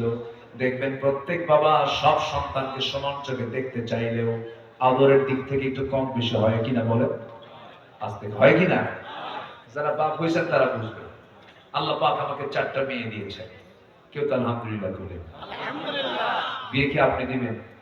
তো আলহামদুলিল্লাহ বলতে সমস্যা কোথায়? একটু জোরে বলেন না ভাই, আলহামদুলিল্লাহ। হ্যাঁ, যাদের সন্তান আছে তারা বুঝবেন একটু আদরের একটু ডিফারেন্স হয়, সমতাই হয়, মহব্বত ঠিকই থাকে, একটু কম বেশি তো একটু হবেই, এটা হতে পারে। আমার নবীজি ছোট্ট মেয়ের প্রতি সবচেয়ে বেশি দুর্বল ছিলেন। নবীজি মেয়েকে বিয়ে দেওয়ার পরেও মেয়েকে স্বামীর ঘরে পাঠায় দিয়েছেন, জামাইয়ের বাড়িতে পাঠায় দিয়েছেন, কিন্তু 3টা দিন কখনো পার হতে দেন নাই। সাহাবে কেরামকে বলতেন, সাহাবীরা আমার ফাতিমাকে না দেখলে আমার ভালো লাগে না। চলে যেতেন মেয়েকে দেখার জন্য, 3 দিন পার হতো না। রাসূল তাকে খুব ভালোবাসতেন। যেদিন বিয়ে দিবেন, বিয়ে দেওয়ার সময় বললেন, মা পাঠায় দিলাম তোমাকে তোমার স্বামীর ঘরে, যাও স্বামীর ঘর সংসার করো। একটা কথা বলে দিচ্ছি মা, মৃত্যুর দিন পর্যন্ত যেন আমার তোমার স্বামীর বিরুদ্ধে আমার কানে একটা নালিশ যেন কানে না আসে। যাও সংসার করে খাও, এমন স্বামী তোমাকে দিয়েছি আসাদুল্লাহিল গালিব। আলী যেরকম সুবহানাল্লাহ। স্বামীর বিরুদ্ধে একটা নালিশ যেন আমার কানে না আসে। এখনকার মেয়ের বাপরা কি করে? এই কথা বলে মেয়েকে বিয়ে দিয়ে বলে, যা যদি কিছু বলে খালি ফোন দিবি, খাইয়া ফালামো। এই আছে না? না, সংসার হবে না, ধ্বংস হয়ে যাবে। বিয়ের আগে একজন নারীর অবস্থান একরকম, বিয়ের পরে একজন নারীর অবস্থা ভিন্ন রকম। স্বামীর দামটা কোনো অংশে কম নয়, স্বামী গুরুত্বপূর্ণ একটা অংশ। তবে হ্যাঁ, বাপ মার সঙ্গে কোনো তুলনা করা যাবে না, বাপ মা তো বাপ মাই, কিন্তু স্বামীকে সম্মান করার দরকার আছে না নাই? আবার প্রত্যেক স্বামীর উচিত বউকে তার প্রাপ্য মর্যাদা দেওয়ার দরকার আছে না নাই? আসতে বলবেন না, আছে না নাই? হয়তো মায়েরা বলবেন হুজুর শুধু এই ওয়াজই করলেন, আমাদের তো ওয়াজ করলেন না কিছু। মা, ইসলাম কত সুন্দর করে কথা বলে দিয়েছে। যদি কোন স্ত্রী বলে আমার স্বামী ভালো, আল্লাহ বলবেন ওই বান্দা আমার ভালো। অতএব আপনার দাম ঠিকই আছে, আপনি যদি সার্টিফিকেট দেন আপনার স্বামীকে আল্লাহ ভালো বলবেন, তাহলে মেয়েদের দাম আছে না নাই বলেন? আচ্ছা, আবার আল্লাহ এটাও জানিয়ে দিয়েছেন যদি কোন স্বামী বলে আমার স্ত্রী ভালো, আল্লাহ বলবেন ওই বান্দিটা আমার ভালো। অতএব পৃথিবীর সবার কাছে আগে ভালো হওয়ার চাইতে সবার আগে ভালো হব বাইরে না ভিতরে? বলেন বলেন বলেন বলেন, বাইরে না ভিতরে? ভিতরে। বউয়ের কাছ থেকে সার্টিফিকেট নিতে হবে। বউ যেন কোন ক্রমে যেন বলতে না পারে আমার স্বামীটা খারাপ। তাহলে উপায় আছে বলেন? সার্টিফিকেট নিতে গেলে কি খারাপ চরিত্র দেখালে সার্টিফিকেট পাওয়া যাবে? কি খুব জায়গা মতো দিচ্ছি, সব মাথায় রাখতে হবে। আল্লাহ পাক কবুল করুন, জোরে বলি আল্লাহুম্মা আমিন। মেয়ে ফাতিমাকে বিয়ে দিলেন। অনেকদিন পর নবীর ঘরে এসেছেন ফাতিমা, বসে বসে নামাজ পড়ছিলেন। রাসূল বললেন ফাতিমা বসে বসে নামাজ পড়ো কেন, তুমি যে যুবতী মেয়ে। এবার ফাতিমা বলছেন আব্বা আমি দাঁড়িয়ে নামাজ পড়তে পারতাম, আমার সামর্থ্য আছে, কিন্তু আপনার ঘরে এসে বসে বসে নামাজ পড়ার কারণ হলো আমার একটা জামা, এই জামার পিছনে একটা সেরা অংশ আছে, সেই সেরা অংশ যদি নামাজে দাঁড়িয়ে পড়ি নামাজ আপনার দৃষ্টিগোচর হবে, আপনি দেখে ফেলবেন সেরা অংশ। আপনি যদি মনে মনে চিন্তা করেন হারে আমার জামাই আলী আমার মেয়েকে কাপড়ে কষ্ট দেয়, এতটুকু দোষ আমার স্বামীর প্রকাশ হোক এটা চাই নাই মনে করে আমি ফাতিমা বসে বসে নামাজ পড়ি। সুবহানাল্লাহ বলবেন না? আমার মায়ের এগুলো লালন করবেন। যাকে যে সম্মান দেওয়া দরকার সেই সম্মানটা আপনি দিবেন। আপনারা যারা স্বামী আছেন যার যে সম্মান সেই মর্যাদা দিবেন। আরেকটা প্রশ্ন করি, পরিবার নিয়ে যখন কথা চলে আসলো বলুন তো মা বড় না বউ বড়? অনেকে চিন্তা করে হুজুর কিচ্ছু কব না, ভালো করে কোন মা বড় না বউ বড়? আবার বলো মা বড় না বউ বড়? মাহফিলে মা বড়, বাড়িতে বউ বড়। হ্যাঁ ঠিক আছে না? বাড়িতে বউ বড় হয়ে যায়, বউটার কথাকে প্রাধান্য দিয়ে মাকে ছোট করে ফেলেন না, না এটা সম্পূর্ণ হারাম। মার সামনে বউকে ছোট করবেন না, আবার বউয়ের সামনে মাকে ছোট করবেন না। যদি সে আপনার বউ কিন্তু সে তো আপনার সন্তানের মা। কি সে একজন সন্তানের মা? আপনার স্ত্রী হতে পারে কিন্তু আপনার সন্তানের কি মা হয়ে গেছে, সেটা একজনের মা। অতএব আপনি নিজের মার সামনে বউয়ের কোন সম্মান করবেন না, আবার স্ত্রীর সামনে মার কোন সম্মান করবেন না, দুজনকে দু জায়গায় সেপারেট করবেন। মাকে বলবেন মা এই যে আমার বউটা এই বাড়িতে আসছে সে তো এই বাড়ির মানুষ না, অন্য বাড়ি থেকে নিয়ে এসেছি, সারা জীবনের তরে বাবা মা ভাই বোন সব ছেড়ে দিয়ে এসেছে এই বাড়িতে, সে তো মেহমানের মতো একটু সম্মান করো না কেন মা, একটু স্নেহ করো আদর করো। তোমার মেয়ে তো অন্যের ঘরে গেছে, সেই জায়গায় তোমার মেয়ে সংসার জীবন করতেছে, একটু বুঝায় বুঝায় বলবেন। আবার যখন বউকে কাছে পাবেন সুন্দর করে আদর করে বলবেন বউ রে তুমি আমাকে দারুণ ভালোবাসো, কিন্তু সেই ভালোবাসার মানুষটাকে এই মা 9টা মাস পেটে লালন করেছেন, পেটে ধারণ করেছেন। এই মা যদি আমাকে গলা টিপে মেরে ফেলতেন তোমার প্রিয় মানুষ তুমি পেতে না। এই মা অস্তিত্ব রেখেছেন আমার, এই জন্য পৃথিবীতে বেঁচে আছি। এই মার সঙ্গে বেয়াদবি করলে পরে সব শেষ হয়ে যাবে। সুন্দর করে বুঝায় বুঝায় বলবেন, সুন্দর করে ওয়াজগুলো বাইরে দরকার না আগে ভিতরে দরকার। ভিতরে একটা পরিবার ঠিক হবে, একটা সমাজ ঠিক হবে, একটা সমাজ ঠিক হবে, একটা রাষ্ট্র ঠিক হয়ে যাবে। কি ঠিক কি না? এখন আমাদের এগুলো গঠন করা দরকার, এখন গঠনের সময়। একটা অনুকূল পরিবেশ পেয়েছি, যুবকরা গ্রামে তালিকা করবে যে ওই গ্রামে কারা কারা নামাজি আর কারা কারা বেনামাজি, টার্গেট করে দাওয়াতি কাজ করো। তোমার মাতব্বর তোমার গ্রামের নামাজ পড়ে না, ধমক দিও না, সুন্দর করে বুঝায় কয়েকটি মিলে বসো, চাচা পরিবেশটা ভিন্ন হয়ে গেছে, এখন নামাজটা পড়ে। আপনার নেতৃত্ব মানি নামাজ না পড়লে কেমন হয়? বিড়ি খাওয়াটা ছাড়েন, আপনি বিড়ি খেলে তো সবাই বিড়ি খাওয়া শিখবে, আপনি নেতা বিড়ি খাওয়া ছাড়েন, নামাজটা পড়েন। সুন্দর করে বুঝায় বলবেন। এরপরও যদি উল্টা পাল্টা করে, তোদেরও কথা আমি শুনবো না। উল্টা পাল্টা করলে তোমরাও শক্ত কথা বলে দিবা। বেনামাজি কোন মাতব্বরের নেতৃত্ব আমরা মানি না, ঠিক কিনা? কি ঠিক আছে না? যেমন করে গণভবন দখল করছো তোমরা। তোমার গ্রামে কোন বাড়ি থেকে পর্দা ছাড়া মেয়ে বের হয়? কোন নারী কোন ঘর থেকে বেহায়া হয়ে বের হয়? সেই বাড়িকে টার্গেট করো। মুরব্বীকে বলো, চাচা ভাই, আপনার মেয়ে অথবা আপনার বউ, আপনার মেয়ে এরকম বোরকা ছাড়া বের হয়, আমরা যুবক, আমাদের চোখের গোনা হয়, আমাদের অসুবিধা হয়, আমাদের কষ্ট হয়, সমস্যা হয়। এই গ্রামের বাসিন্দা হতে হলে বোরকা ছাড়া বাইরে বের হতে দেব না। আসতে কও কেন? আরো জোরে বলো যুবকরা, আরো জোরে বলো। সব ঠিক হয়ে যাবে।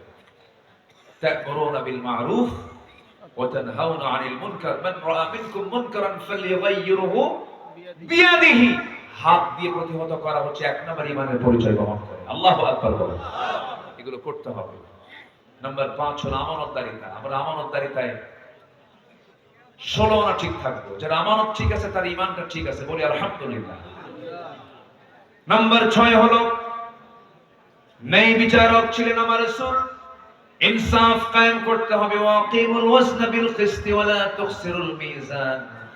নাম্বার 7 হলো ইতিমের হক, নিকটাত্মীয় প্রতিবেশীর হক আমরা আদায় করব। আবুদুল্লাহ ওয়া লা তুশরিকু বিহি শাইআন ওয়া বিল ওয়ালিদাইনি ইহসানান ওয়া বিল কুরবা ওয়াল ইয়াতামা ওয়াল মাসাকিন। যদি বলি আল্লাহু আকবার। নাম্বার 8 হলো আল্লাহর বিধানের প্রতি শর্তহীন আনুগত্য করতে হবে। ওমা কানা লিমুমিনিন ওয়ালা মুমিনাতিন ইযা কাদাল্লাহু ওয়া রাসূলুহু আমরান আন ইয়াকুনা লাহুমুল খিয়ারা মিন আমরিহিম ওয়া মান ইয়াসিল্লাহা ওয়া রাসূলুহু ফাকাদ দাল্লা দালালান মুবিনা। জোরে বলি আল্লাহু আকবার। নাম্বার 9 হলো আল্লাহর জন্য দ্বীনের কাজে কঠিন সিচুয়েশনও সবর ধরা, ধৈর্য ধরা। এটা আমার নবীর জীবনের একটা আদর্শ ছিল। নাম্বার 10 হলো ঈমানের পথে অবিচল থাকা। হাজারো সাইক্লোন আসুক না কেন, ঝড় আসুক না কেন, ঈমান নিয়ে আমরা হেরে যেতে চাই না, টিকে থাকতে চাই না, হেরে যেতে চাই, টিকে থাকতে চাই, টিকে থাকবো আমরা। নাম্বার 11 হলো আল্লাহর প্রতি তাওয়াক্কুল করব আমরা। এটা সবচেয়ে বড় অস্ত্র। আমার দেওয়ালে যখন পিঠ থেকে যাবে, আমার আল্লাহ বলেছেন ওয়া কানা হাক্কান আলাইনা নাসরুল মুমিনিন।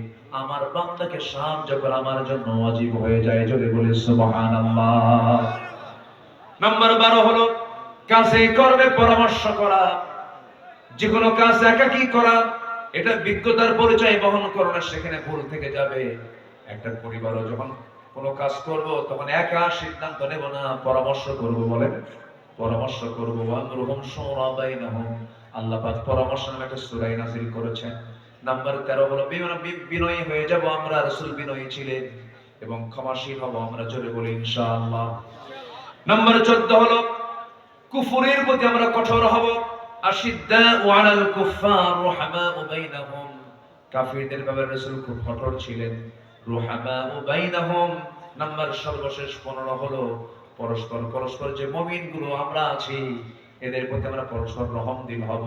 যে মুমিন আরেক মুমিনের আয়না হতে পারবে, এই আদর্শ যখন কোন জাতির মধ্যে ঢুকে যাবে, সেই মুসলিম জাতিকে কখনো কেউ পরাজিত করতে পারবে না। আমাদের সমাজে আজকে হিংসা আছে না নাই বলেন তো? জমি কেনে একজন আর ঘুম হয় না আরেকজনের। আছে না গ্রামে এরকম আছে? জমি কিনছে 2 বিঘা, জমি কিনছে 2 বিঘা রহিম মিয়া, করিম মিয়ার ঘুম নাই। হাই রে হাই, কি কামটা করলো রে, খালি কপাল থাপড়ায় আর খালি আফসোস করে। আছে কিনা বলেন? আছে। এটা ঠিক না। পরস্পর মুমিনরা হবে কি রহমদিল। ভাই ওই লোকটার হয়েছে, তখন আপনি আল্লাহকে বলবেন আল্লাহ আমার ওই লোকটার হয়েছে, ওই ভাইটার হয়েছে, তুমি আল্লাহ আমারও দাও। ওর চাকরি হয়েছে, আল্লাহ তুমি আমারও চাকরিটা দাও। আল্লাহ অমুকের ছেলের এই চাকরিটা হয়ে গেছে, ব্যবসা ভালো, আল্লাহ তুমি আমারও দিয়ে দাও। কিন্তু কপাল থাপড়ালে যা হওয়ার সম্ভাবনা ছিল তাও হবে না। অমিন শাররি হাসিদিন ইদা হাসাদ। আল্লাহ পাক এই সমস্ত আদর্শকে, এই সমস্ত চরিত্রকে আল্লাহ পাক আমাদের ভিতরে নিয়ে আসার তৌফিক দান করুন। জোরে বলি আল্লাহুম্মা আমিন। আমি আর আপনাদেরকে কষ্ট দিতে চাচ্ছি না। আমি অনেক দূর যাব। জি, আমি অনেক দূর যাব। আগামীকালকে আমার মাহফিল বেশি দূরে না, মাত্র নেত্রকোনা। কি বুঝতেছেন কি? চোখের কোনা, চোখের কোনাতে দেখেন কাছেই তো, কিন্তু আমার চোখের কোনা কাছে, কিন্তু জেলা নেত্রকোনা অনেক দূরে। তো দিনের বেলা মাহফিল, আমি যাব সেখানে।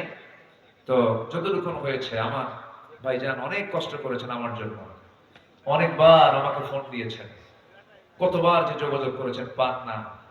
আমাদের ফোনে যে পরিমাণ ফোন আসে, যদি কোনো ধৈর্যহীন লোক হয় দিনে 4-5টা মোবাইল এমনি ফাটায় ফেলবে। এত ফোন আসে গোটা দুনিয়া থেকে, হাজার হাজার ফোন গুলো আসে। থামেন, বলি বলি, থামেন না। এটা কি পুরাতন লোক দেখতেছে এগুলো সব। আলহামদুলিল্লাহ। গজল শুনবে? আগ্রহ আছে আপনাদের? আগ্রহ আছে?